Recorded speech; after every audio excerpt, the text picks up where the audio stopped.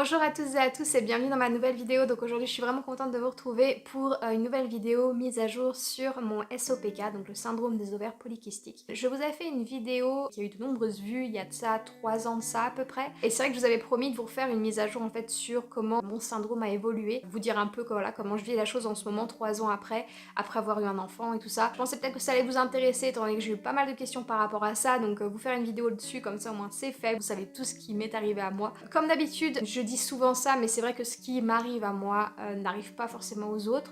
Donc voilà, si ça, c'est vraiment mon expérience personnelle avec le SOPK, c'est vraiment ce qui m'est arrivé personnellement. Donc je peux pas vous dire si ce qui m'arrive va vous arriver aussi, c'est pas du tout le cas.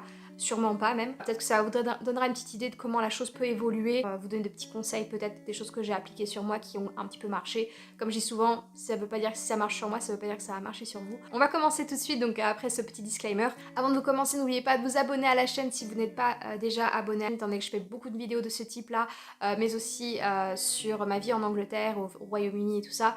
Donc si c'est un sujet qui vous intéresse, n'hésitez pas à vous abonner à la chaîne, comme ça vous serez notifié dès qu'il y a une vidéo qui sort. Écoutez, on va commencer tout de suite et c'est parti.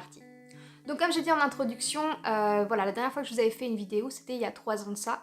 Donc depuis, c'était je crois peut-être 2 mois après que je vous ai filmé cette vidéo, où je vous racontais vraiment le syndrome que j'avais, et bien j'ai découvert que j'étais enceinte. Et donc c'est vrai que à partir du moment où je suis tombée enceinte, et ben je me suis jamais autant sentie bien dans mon corps que pendant ces 9 mois de grossesse. C'est-à-dire qu'en fait, lorsque je suis tombée enceinte, j'ai eu l'impression que mes hormones, en tout cas voilà, mon corps, se remettait à niveau, en fait, se remettait vraiment à fonctionner normalement. C'est-à-dire, par exemple, en poids. J'étais au départ, avant de démarrer ma grossesse, j'étais à 68 kilos. Je suis descendue à 64 kilos à mon 3e mois de grossesse, ou quelque chose comme ça. Bien sûr, j'ai repris du poids parce qu'il va bien quand même que je reprenne avec le bébé, voilà, on est obligé d'en reprendre à un certain moment.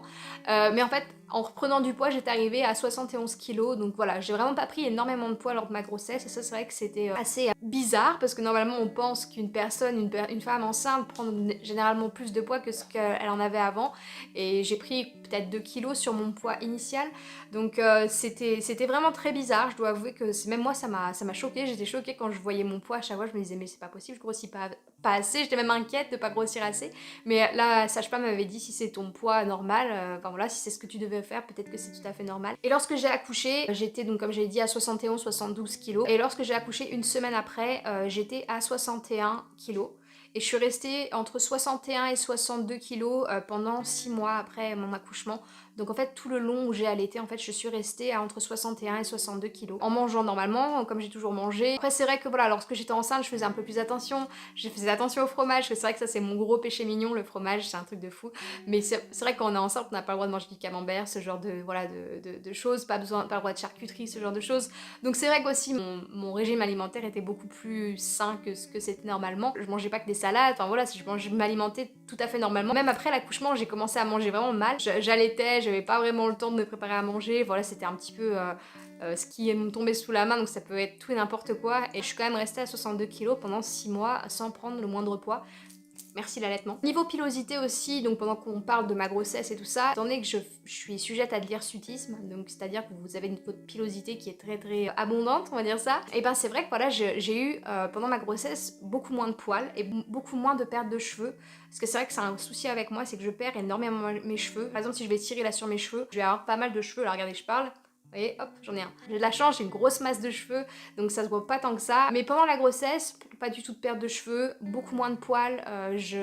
Voilà, j'avais pas besoin de venir me raser ou de m'épiler très fréquemment comme je le faisais avant. C'est vrai que c'était assez très appréciable. Donc j'ai arrêté d'allaiter en septembre 2018, on va dire entre août et septembre. C'est juste avant que je reparte au travail en fait. Et à partir du moment où j'ai commencé à arrêter d'allaiter, donc à faire le sevrage pour Nolan, et ben c'est vrai que tous les symptômes du SOPK sont réapparus petit à petit. Bon, c'était pas non plus du jour au lendemain, ça n'a pas été, on va dire, une semaine j'avais pas de poils, l'autre semaine j'en avais. C'est quand même été assez graduel, mais c'est vrai qu'au bout de peut-être 5 mois après, donc entre septembre et décembre, j'ai recommencé à reprendre du poids, à réavoir de l'hirsutisme, à reperdre mes cheveux, mais très très abondamment cette fois. Malgré le fait que j'ai essayé de garder quand même une hygiène de vie assez, on va dire, potable et même bien, j'allais quand même à la salle de sport 2-3 fois par semaine, je mangeais équilibré et même, bon, même voire très équilibré, je faisais vraiment attention à ça. Donc c'est vrai que du jour au lendemain, enfin c'est tout revenu, donc c'est-à-dire en fait en l'espace de 5-6 mois, j'ai repris beaucoup de poids, donc j'étais à 61, 62 comme j'ai dit, en août ou quelque chose comme ça, en juillet-août, et je suis arrivée en décembre, je devais atteindre facilement les 66, 67 kilos. Comme j'ai dit, j'avais rien changé à mon style de vie, je faisais exactement tout pareil, voilà, il n'y avait rien de tout qui avait changé quoi, c'était tout pareil qu'avant, même voire mieux, donc voilà, c'est vrai que ça a été très très frustrant.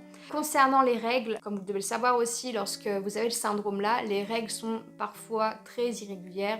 Alors moi j'ai réu mes règles 6 mois après avoir accouché. J'ai accouché en décembre, mes règles sont réapparues en début juin. Et c'est vrai qu'elles ont été quand même assez régulières. Enfin au tout début bien sûr, les 2 premiers mois c'est pas très régulier parce que voilà, votre corps se remet on va dire d'aplomb après un accouchement et tout ça. Mais c'est quand même été, j'ai eu quand même des cycles de on va dire d'environ 36 jours qui sont restés comme ça pendant bien une année. Enfin, c'est vrai que mes règles étaient par contre très régulières, enfin, on va dire à 2-3 jours d'intervalle, mais je veux dire c'était quand même assez régulier. Par contre, elles sont reparties irrégulières à partir de janvier de cette année, donc janvier 2020. Depuis janvier en fait, et mes règles c'est du grand n'importe quoi. Je les ai soit une fois tous les 15 jours, sinon là je les ai pas pendant 45 jours. Là, à l'heure où je vous parle, je suis en retard de plus de 15 jours sur ce que je devrais avoir normalement. Donc je sais pas pourquoi, je sais pas du tout à quoi c'est dû. Pourtant, on va dire, j'ai pas non plus changé. Mis à part le confinement, le fait peut-être qu'on soit un petit peu plus stressé que d'habitude dans ce genre de temps là où on est actuellement, peut-être que ça doit jouer aussi. Mais c'est vrai qu'en janvier, par exemple, j'étais toujours au travail, je faisais toujours la même chose qu'avant. Février, pareil.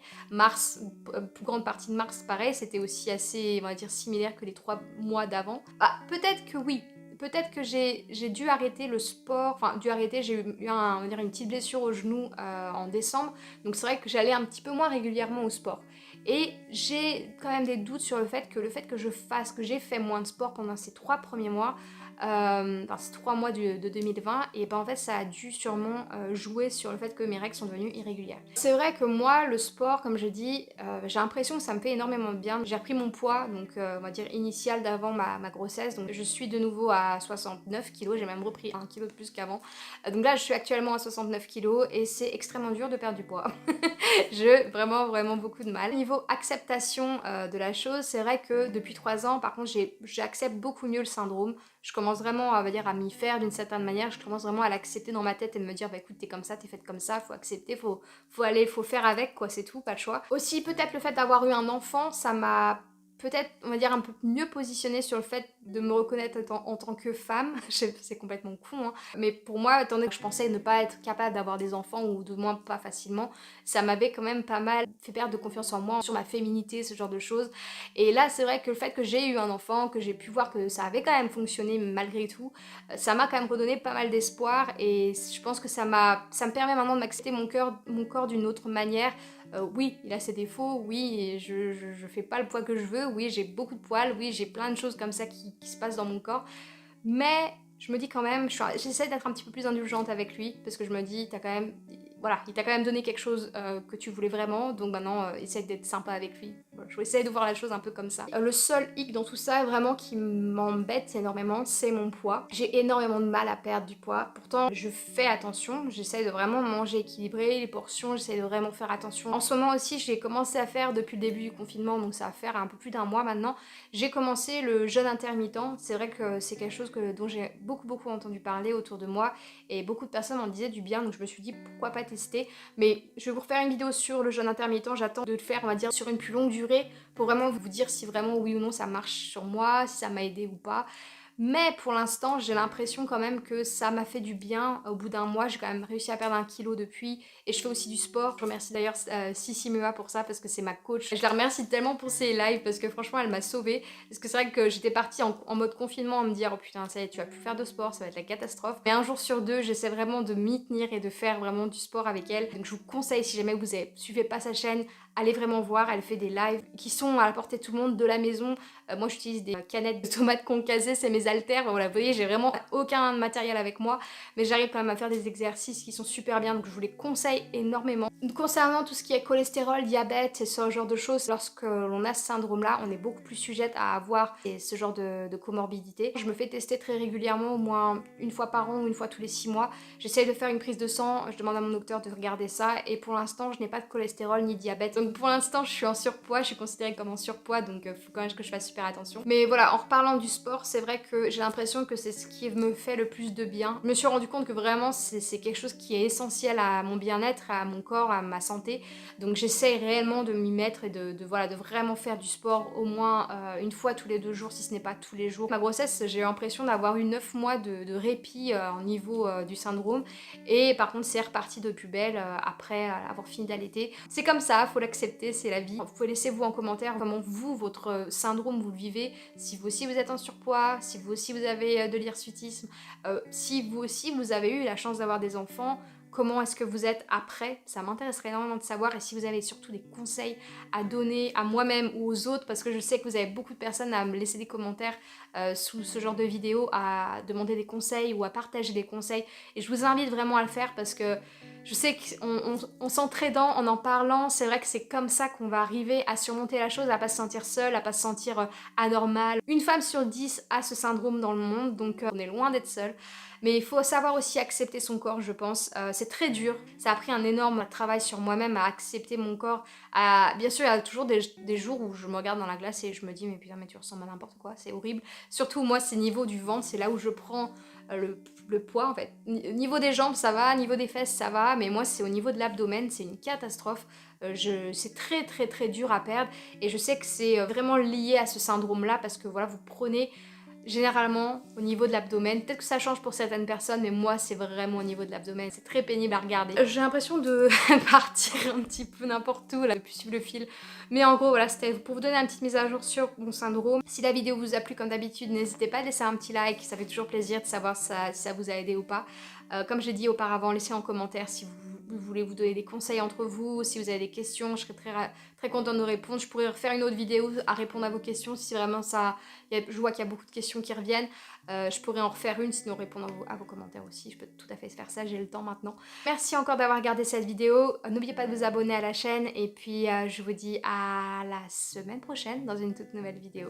Gros bisous. Ciao!